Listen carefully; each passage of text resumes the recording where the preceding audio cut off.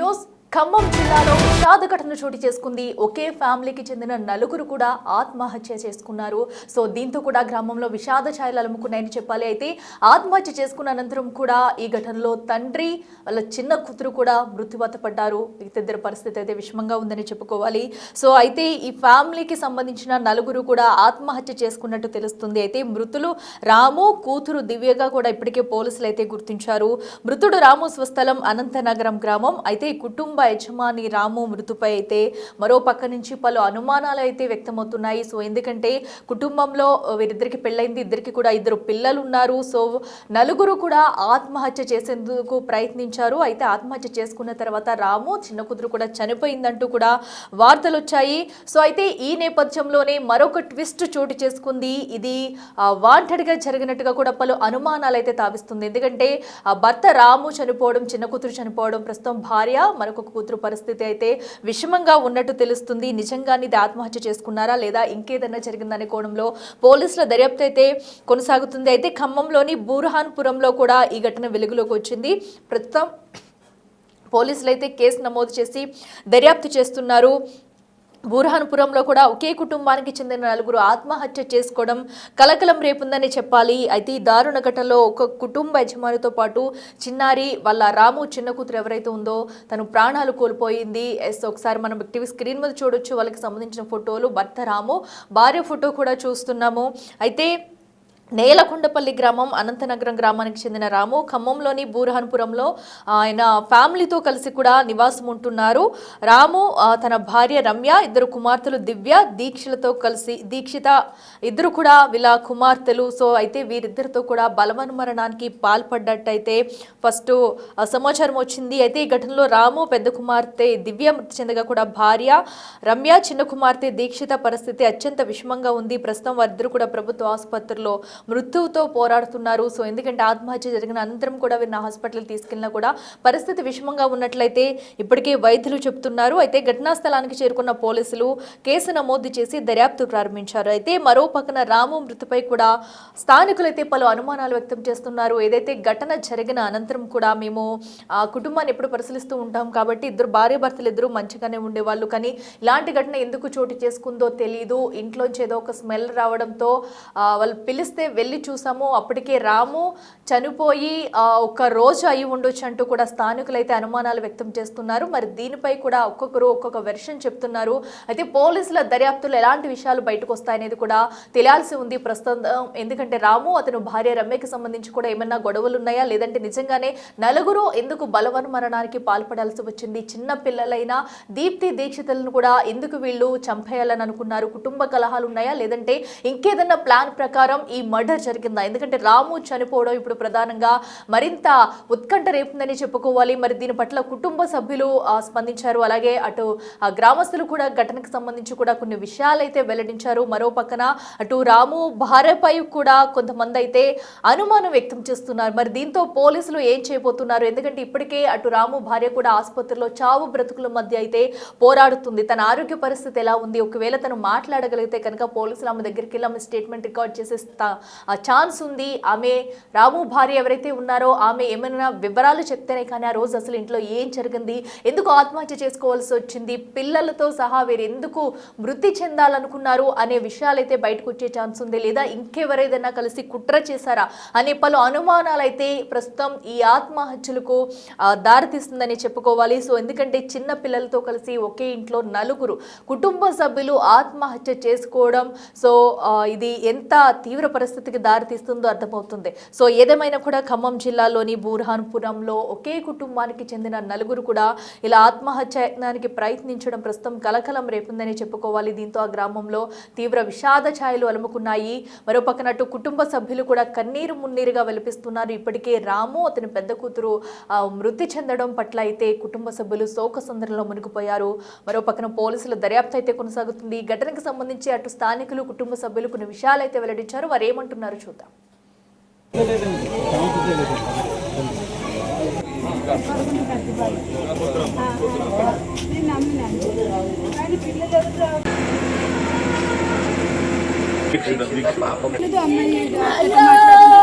ఇప్పుడు మార్నింగ్ చెప్తారా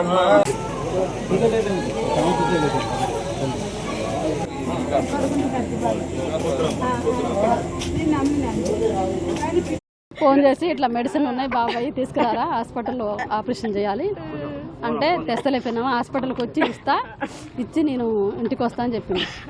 సరే ఇవ్వు అని అన్నా. అంటే ఎందుకు రా మరి నువ్వు రావంటే నాకు చేతగట్లేకున్నావా నేను రాను అన్నాడు. అంటే సార్ నువ్వు రాకుంటే మళ్ళీ మెడిసిన్ అన్న తెచ్చి అయ్యా అని చెప్పిన. అంటే తెస్తలే అన్నాడు. అన్నాక మేము ఉదయం నుంచి చేస్తుంటే మధ్యాహ్నం ఎప్పటికో వచ్చినాం మేము హాస్పిటల్కి. ఎన్నిసార్లు ఫోన్ చేసినా కానీ ఫోను లిఫ్ట్ చేయట్లేదు సార్. లిఫ్ట్ చేయకుండా 10 సార్లు చేస్తే 10 సార్లకి ఒక్కసారి చేసింది. ఒక్కసారి ఎత్తింది. ఎత్తి అత్తయ్య ఈయన పడుకుండు చేతగట్లేదని పడుకుండా అన్నది. అంటే పడుకుంటే హాస్పిటల్కి మరి మందులు కావాలి అమ్మాయి కొంచెం ఇచ్చిపోను ఓపీ చేసుకోని అంటే ఆయన ఒక అరగంటకు వస్తాడు అత్తయ్య అన్నది. అరగంటకు వస్తాడంటే సరేలే అరగంటకు వచ్చి ఇవ్వని అన్న. అరగంట పోయింది, గంట అయింది రావట్లే. ఆపరేషన్కి రెడీ చేస్తారు మా సార్ని. అయితే ఇట్లా అమ్మాయి ఇట్లా హాస్పిటల్కి రెడీ చేస్తారు అంటే అన్నదిగా మళ్ళీ వస్తలే అత్తయ్య పడుకుండు, వస్తలే అత్తయ్య పడుకుండు మొన్నటి నుంచి అంటుంది. అంటే అదేందమ్మా హాస్పిటల్ ఆపరేషన్ టైం అవుతుందమ్మా అట్లా ఎట్లా అంటే ఇక ఎన్నిసార్లు చేసినా ఇంక ఎత్తట్లే. మళ్ళీ 10 సార్లు చేస్తే ఒకసారి ఎత్తి వస్తాడని చెప్తుంది. నైట్ 10 వరకు కూడా ఇదే నేనేం చేసినట్టు ఈ మందులు ఏం రావాలని చెప్పి మళ్ళీ తీసుకొని మెడిసిన్ ఆపరేషన్ ఎట్లా ఇచ్చేసిన. ఈ లోపల ఆపరేషన్ అయిపోయింది. నైటు 10కి ఫోన్ చేస్తే అప్పుడు కూడా ఎత్తకుండా మక్క ఫోన్ చేసింది నాకు. వాళ్ళమ్మ ఫోన్ చేసి ఏంద్ర ఏడున్నవరా అంటే ఇటు హాస్పిటల్కి వచ్చినాక ఈయనకు ఆపరేషన్ అయితే మరి చెప్పకపోయినా నాకు నేను వద్దునా అన్నది. అంటే నేను అన్నగా ఏమో లెక్క ఏముందిలేగా మేము వస్తాంలే రేపు ఎల్లుండో వద్దులే నేను వస్తా అంటే వద్దులే అన్న. వద్దులే అంటే సరేలే అని చెప్పి ఇట్లా సంగతి అక్క మందులు తీసుకుపోయిండు, మందులు తేలేదు, ఆపరేషన్ టైం అవుతుందన్నా కూడా మందులు తీసుకురాలేదు. మరి మందులన్నీ ఇచ్చిపోతే బాగుంటుంది అంటే అదేంటి జ్వరం తగిలాగానే మందులు వాడు మాట్లాడటానికి ఏముంది, వాడు మాట్లాడటలేదే అమ్మాయే మాట్లాడుతుంది, వాడు ఎన్నిసార్లు చేసినా మాట్లాడలేదే అని చెప్పిన. రమ్యనే మాట్లాడుతుంది అన్న నేను. అంటే సరేలే అని చెప్పేసి మాట్లాడగా అదేందని మా అక్క ఫోన్ చేసి అదేంద్రా బాబాయ్ హాస్పిటల్ ఉంటే మందులు ఇవ్వాలిగా అని అమ్మాయి మా అక్క ఫోన్ చేసినా అమ్మాయే మాట్లాడిందంట, వాడిని మాట్లాడలే. అంటే హాస్పిటల్ మందులు ఇచ్చి వచ్చింది అమ్మాయి అంటే అత్తయ్య లేవలేదు అత్తయ్య పడుకుండు చేతగాక పడుకుండు అన్నదంట. ఎంత చేతగాకుండా మందులు ఇవ్వడానికి ఏముంది అమ్మాయి వాడికి ఫోన్ అంటే పడుకుండు అత్తయ్య అన్నదంట. వాడికి ఫోన్ నీ మాట్లాడుతానే పడుకున్నాను అంటుందంట మా అక్కతో కూడా అంటుంటే ఇట్లా అంటే సరేలే అక్క ఒక ఫోన్ ఎత్తి వాడు మాట్లాడితే చెప్పక్క ఇట్లా మందులు తీసుకొచ్చి మన హాస్పిటల్కి అని నేను చెప్పిన. అంటే సరే చెప్తులే అన్నది. ఈ లోపల మా అక్క చేసినాక ఇట్లా అన్నట్రా ఇట్లా అన్నది అమ్మాయి మాట్లాడింది వాడు మాట్లాడట్లేదు, వాడైతే మాట్లాడట్లేదు మరి అమ్మాయి మాట్లాడుతుంది ఇట్లా అంటుందంటే ఇంకా సరేలే అక్క నీ మెడిసిన్ తీసుకొని ఇచ్చేసిన అయిపోయింది అన్నాక ఇక నేను మా మర్ది కొడుకు ఇక్కడే ఉంటాడు ఖమ్మంలో. అయితే నేను అనగా సంగతి రాయ రామోళ్ళ ఇంట్లో మందులు ఉన్నాయిరా మందులు తీసుకురాయా అంటే తెస్తలే పెద్దమ్మండు. నైట్ 10:30కి నా మధ్య కొడుకు నైట్ 10:30కి ఇక్కడికి వచ్చిండు. రాత్రి 10:30కి వస్తే గేటు నిన్న మధ్యాహ్నం అడిగింది మా అక్క తిట్టినాక మందులు ఇవ్వడానికి ఏదైనా తిట్టినాక అప్పుడు సర్లే ఇస్తాంలే అత్తయ్య ఎవరిని వస్తే మరి పంపిస్తే ఇవ్వండి అంటే సర్లే ఇస్తాంలే అన్నదంట. అన్నాక నాకు ఫోన్ చేసింది. అప్పుడు ఫోన్ చేసింది ఇయ్యమ్మ. ఫోన్ చేసి ఏంది అత్తయ్య మరి ఎవరు ఉంటే పంపి అత్తయ్య అన్నది. అంటే ఇదేనమ్మా ఇంతేనమ్మా ఒకవేళ డబ్బులు లేకుంటే ప్రాణం పోవటమే కదా మందులు ఇయ్య రైతులు మీరు ఏం రైతురా నేనంటే అత్తయ్య ఆయన లేవలేదు అత్తయ్య అన్నది. అంటే నేను మా బుడ్డి వెంకటసాయిని పంపిస్తా వాడికి అంటే సరే పంపి అత్తయ్య అంటే ఎన్నింటికి పంపిస్తావని అడిగింది.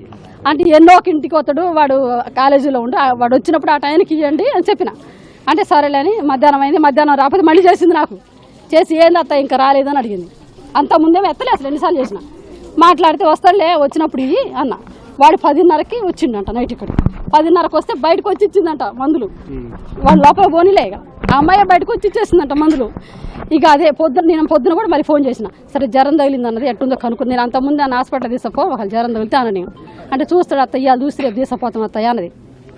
అన్నాక మళ్ళీ నైట్ పొద్దుటీలు ఫోన్ చేసి నేను పొద్దున ఫోన్ చేసిన సార్ జ్వరం ఎట్టుందో కనుక్కుందాం మందులా గిందులా అని నేను ఫోన్ చేస్తే లిఫ్ట్ చేయలేదు. ఒక్కసారే చేసాను సార్ పొద్దున ఎత్తలే ఫోను. ఇంకా అదే సార్ లాస్ట్ నా కొడుకు మొన్న పొద్దుటీలు 10:30కి మాట్లాడిండు 10:30-11ంటికి. ఇక 2 రోజులు కూడా ఆ అమ్మాయి ఎత్తుతుంది ఆ అమ్మాయి మాట్లాడుతుంది నా కొడుకుతో మాట్లాడి లేదమ్మా.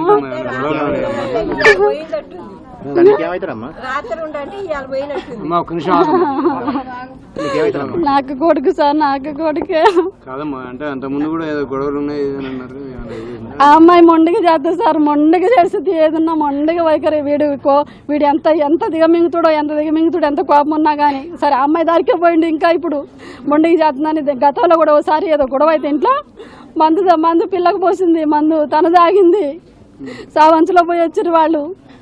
ఇట్లా చేసింది సార్, ఏం చెప్పాలి సార్? ఏం పని చేస్తాడమ్మా ఆయన? రిపోర్టర్లు చేస్తారండి. నా పేరు సతీష్, బురహాన్పురం, ఖమ్మం. ఈరోజు సాయంత్రం పూట మా ఇంటి ఆపోజిట్ ఇంట్లో 7:30 ప్రాంతంలో ఇంట్లో నుంచి స్మెల్ వస్తుందని ఆ అమ్మాయి వాళ్ళ రమ్య అనే బాధితురాలు వాళ్ళ తల్లిగారు వచ్చి మాకు చెప్తే మేము కిటికీ నుంచి చూడంగా చిన్న పాప ప్రాణంతో కొంచెం ప్రాణభయంతో కళ్ళు ఆర్పుకుంటా బయట చూస్తుంటే పోలీసు వాళ్ళ కంప్లైంట్ ఇచ్చి డోర్ బలగొట్టి చూస్తే చిన్న పాప ఒకటి బతుకుంది. తండ్రి చేతి కింద పెద్ద బిడ్డ, పాప పేరు చనిపోయిన పాప పేరు దివ్య, వాళ్ళ తల్లి పేరు రమ్య.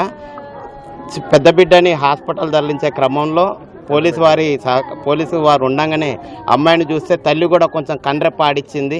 అమ్మాయి కూడా నాకు తెలిసి అమ్మాయి అలా మధ్యాహ్నం పూట నాకు తెలిసి మందు దాగుంటుంది, పురుగుల మందు, నోట్లో నుంచి అయితే నొరుగుంది. తల్లి చిన్న బిడ్డ ఇద్దరు ఇప్పుడు గవర్నమెంట్ హాస్పిటల్ ట్రీట్మెంట్ అవుతారు. మరి ఇది ఎట్లా జరిగిందో పోలీసులు తొందరగా దర్యాప్తు చేసి ఆ కుటుంబానికి న్యాయం చేయాలని, మరి ఇది అసలు ఇందులో మరి కుటుంబ సభ్యులైనా బయట నుంచి ఎవరైనా వ్యక్తులు వచ్చి మరి అతన్ని ఏమైనా చేశారా తొందరగా కనుక్కొని మరి వాళ్ళ కుటుంబానికి తత్వరంగా న్యాయం చేయాలని కోరుకుంటున్నాం. రక్తం అడుగు అబ్బాయికి అంటే మా అంచనా మినిమం 2 days అవుతుంది అబ్బాయి చనిపోయి. మరి వాళ్ళ వాసనతోటి ఆ అమ్మాయి వాళ్ళ తల్లిదండ్రులు ఫోన్ ఎత్తట్లేదన్న భయంతో వచ్చి మాకు చెప్తే మేము ఇంటి ఎదురుగా వాళ్ళం కాబట్టి పోయి చూసేలోపు చిన్న పాప ప్రాణభయంతో బయట చూసేలోపు మాకు కూడా భయం వేసి పోలీసు వాళ్ళని పిలిపించి వెనక డోరు తలుపు బలకు కొట్టుకొని బయట లోపల పోయి చూస్తే చిన్న పాప బట్టలు లేకుండా ఉంది. చిన్న పాపకు తల మీద ఇక్కడ నుదురు మీద గట్టిగా దేంతో కొట్టిన గాయం ఉంది. అబ్బాయికి కూడా మొత్తం ముఖం బలిగిపోయి మినిమం మేము అనుకోవడం అయితే 1 day కంటే ఎక్కువనే అయింది అబ్బాయి చనిపోయి. రాము అబ్బాయి ప్రైవేటు ఆన్లైన్ పేపర్ రిపోర్టరు, భార్యాభర్తలు బాగానే ఉంటారు, మరి ఏం జరిగిందో తెలియదు అన్న. Ramya house wife. రమ్య అని అయితే నేను ఈరోజు మార్నింగ్ 9:30, 10 ప్రాంతంలో మా ఇంటి ముందు నుంచి ఇంట్లో పోతుండగా అయితే చూసా. అమ్మాయి అయితే ఇవాళ మేము అందరం మా బజార్ మొత్తం చూసింది. ఇంటి పక్కన ఉన్న వాళ్ళకు కూడా వాళ్ళు టిఫిన్ కూడా ఇచ్చారు. భర్తకి ఏదో జ్వరం వచ్చిందంటే బయటికి పోలేని క్రమంలో మరి అమ్మాయి ఇడిపోతుంది అన్న భయంతో వాళ్ళ ఇంటి పక్కన వాళ్ళు ఇడ్లీ కూడా ఇచ్చారు. మార్నింగ్ 10:30కి 11కి భార్యనైతే మేము చూసాం. మరి ఈడు రాము అన్న వ్యక్తి అయితే మాత్రం చనిపోయి మినిమం 1 day అవుతుంది.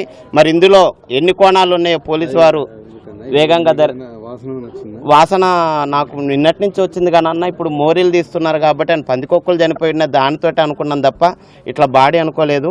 వాళ్ళ అమ్మాయి వాళ్ళ తల్లి తండ్రి వాళ్ళ అన్నయ్య వచ్చేలోపు స్మెల్ వస్తుంది ఇంట్లో నుంచి, కొంచెం రండి అని మమ్మల్ని పిలిస్తే మేము పోయి చూస్తే చిన్న పాప ప్రాణ భయంతో చూసి మేము అనుకున్నాం అమ్మ ఇంట్లో ఏదో జరిగి ఉండొచ్చు, అందుకే పాప భయంగా ఉందని చూసేలోపు పాపకైతే దెబ్బ గట్టి తగిలింది. పాప అయితే మరి మా అమ్మాయి కూడా ప్రాణాంతకంగానే ఉంది. గవర్నమెంట్ హాస్పిటల్ తీసుకుపోయారు. ఇప్పుడు మీ అమ్మాయి దగ్గరికే పోతున్నాం. చిన్న పాప భార్య బతకాలని భగవంతుని కోరుకుంటూ మరి ఈ హత్యకి వీళ్ళు ఇక్కడ ఉండబట్టి 5 years. వీళ్ళది నేలకొండపల్లి అనంతనగరం అబ్బాయి వాళ్ళది. గతంలో ఏమి లేవు. భార్య భర్తలు అయితే మంచిగా ఉంటారు. ఇక ఇంట్లో గొడవలు అయ్యి భార్య భర్తలకైతే సహజం. ఆ గొడవలతోటి ఇది జరిగిందని అయితే మేము అనుకోవట్లేదు. పెద్ద బిడ్డ దివ్య 5 సంవత్సరాలు, కణతాల రాము అబ్బాయికి మ్యాక్సిమం 32 years ఉండొచ్చు. తండ్రి పెద్ద బిడ్డ ఇద్దరు చనిపోయారు. చిన్న పాపకి గాయంతో నుదురు మీద ఏదో గట్టిగా ఇది సుత్తేనో కర్రతోట కొట్టిన గాయం ఉంది చిన్న పాపకు. అమ్మాయి హాస్పిటల్లో ఉంది. భార్య కూడా పురుగుల మందు దాగి ఇప్పుడు గవర్నమెంట్ హాస్పిటల్ చికిత్స పొందుతుంది. ఫోన్ చేసి ఇట్లా మెడిసిన్